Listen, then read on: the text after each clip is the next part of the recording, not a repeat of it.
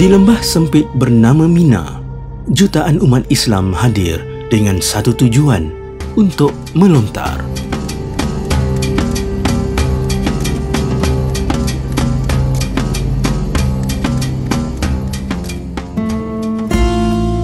Melontar bukan sekadar ibadah fizikal, tetapi simbol perjuangan yang mendalam dalam hati setiap hamba.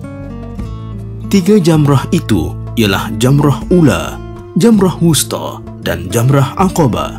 Ia dilontar selama 3 hari pada 11, 12 dan 13 Zulhijjah.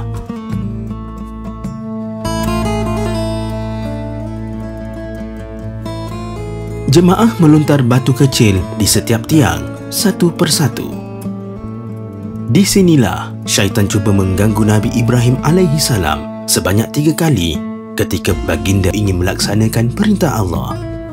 Setiap kali digoda, baginda melontar batu, maka dilestarikanlah sunnah itu dalam ibadah haji, melontar sebagai simbol menolak bisikan syaitan. Setiap lontaran dimulakan dengan niat dan lafaz takbir. Batu dilempar satu demi satu ke arah setiap jamrah. Lontaran dilakukan dengan tertib, kesabaran dan kehusyukan, bukan dengan emosi, tetapi dengan jiwa yang sedar akan tujuannya. 3 jamrah, 3 simbolik perjuangan. Ula mewakili godaan pertama, keinginan dunia. Wusta, simbol pertarungan dalaman, nafsu dan bisikan. Aqabah pula, titik akhir syaitan, perlawanan mutlak terhadap kejahatan.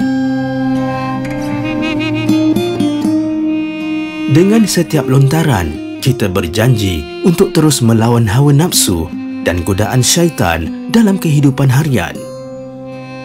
Ini bukan sekadar ibadah haji, ia adalah latihan jiwa.